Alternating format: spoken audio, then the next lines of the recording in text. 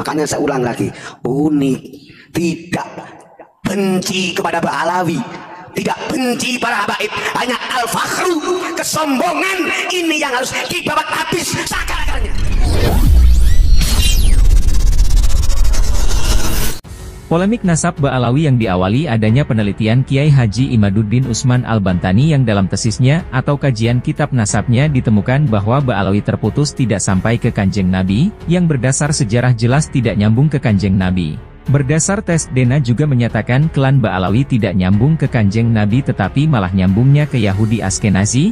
Sampai detik ini pun belum ada bantahan dari pihak Ba'alawi yang bisa menyanggah temuan kajian Kiai Haji Imaduddin Usman Al-Bantani. Saya jadi berpikir apakah mereka itu para habaib memang tidak ada yang bisa membantah atau memang kehabisan akal untuk menyangkalnya. Kenapa pula dari Robitoh Alawiyah rumahnya para habaib juga diam 1000 bahasa? Kalau toh mereka yakin bahwa klan Ba'alawi memang zuriah Nabi, lantas apa yang meyakinkan mereka dengan klaimnya itu?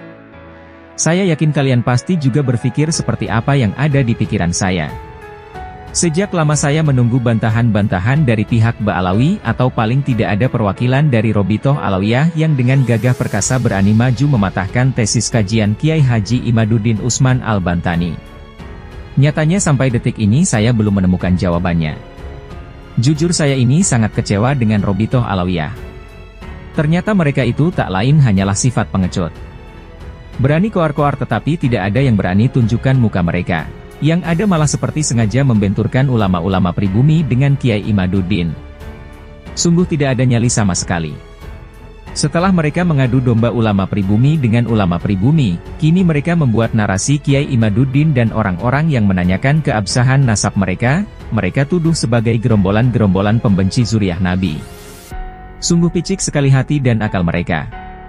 Setelah sekian lama mereka teriak-teriak mengaku sebagai keturunan Nabi. Mendoktrin warga pribumi Nusantara dengan doktrin-doktrin mereka yang mengatakan para habaib harus dihormati, harus dimuliakan dan cerita-cerita hurufat mereka.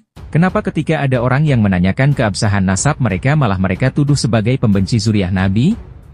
Tidak ada itu pembenci zuriah Nabi, yang ada malah menjaga kesucian nama Nabi dan zuriah-zuriahnya yang sebenarnya sudah mereka rusak dengan mengaku-ngaku zuriah Nabi tetapi akhlak perbuatan mereka jauh dari ajaran Kanjeng Nabi itu sendiri. Kalau klan Ba'alawi, kalau para habaib diingatkan unik, disayangi unik, dicintai unik baya, laknat Allah akan turun.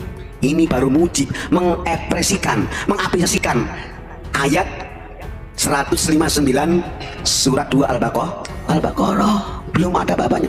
Coba kalau sudah terjadi tsunami yang akan datang, betul? Itu kalau Allah sudah cemburunya dibuktikan di alam semesta. Hati-hati. Karena apa? Efeknya yang akan terjadi. Buktikan. Kalau masih membina, angkuh, membawa kesombonganmu, hati-hati. Darah akan terjadi. Betul? Makanya saya ulang lagi. Unik, tidak benci kepada Ba'alawi, tidak benci para habaib, hanya al-fakhru, kesombongan ini yang harus dibabat habis sakar-akarnya.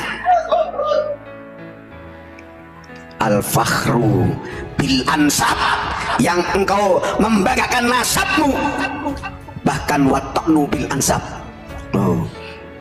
Di sisi lain matan al-fakhru bil ahsab, membanggakan dengan kekayaannya, daya, watta'nu bil ansab, dan membanggakan nasab hingga mencaci maki kakek aneh atau kakek Abu Baya, dilaknat oleh Allah Subhanahu wa ta'ala. Hati-hati. Ini pamtib kalau membacakan minha khalaqnakum wa fiha nu'idukum wa minha nukhrijukum taratan ukhra. Hati-hati. Pribumi diciptakan dari Nusantara, yang akan dikembalikan lagi, dikubur di Nusantara. Suatu saat nanti akan ditampilkan Allah Subhanahu wa ta'ala. Itu akhirat. Jangankan di akhirat, di dunia ambil lagi orang Nusantara. Rasulullah Muhammad, jangan dikira gak ada estafet. Nusantara masih ada semuanya. Para keraton-keraton masih ada semuanya. Duria Wali Songo tampil semuanya. Hati-hati. Kalau masih membina egomu di muka bumi pertiwi yang tercinta ini, bahaya. Hati-hati para Ba'alawi dan para habaib yang menjatuhkan nasab, hati-hati merusak Bhinneka Tunggal Ika. Ingat, pendidikan Wali Songo termasuk Kanjeng Sunan Bonang. Ingat, jangankan rakyat, yang namanya rumput Kanjeng Sunan Bonang pernah mencabut itu rumput ya Gus. Nangis sih Kanjeng Sunan Bonang gara-gara mencabut itu rumput. Kenapa? Rumput adalah selalu bertasbih kepada Allah Subhanahu wa taala. Itu rumput, subhanallah, subhanallah, subhanallah. Kata siapa? Kata firman Allah, yusabbihu lillahi ma fis samawati wal ardh. Semuanya yang ada di langit dan di bumi bertasbih. Kanjeng Sunan Bonang mendidik, mencabut dengan tidak sengaja aja, itu menangis karena merasa mencabut makhluknya Allah yang selalu bertasbih. Tidak seperti engkau, naudzubillah, al-afu, mohon maaf, para habaib, para Alawi yang sok sombong pakai itu didikan Kanjeng Sunan Bonang. Mencabut rumput apa sih bahayanya, betul nggak? Lu itu menangis Kanjeng Sunan Bonang, datang-datang menghina. Bangkit aku, jangan sampai sekali-kali ulama engkau caci maki, rakyat kau caci maki. Hati-hati.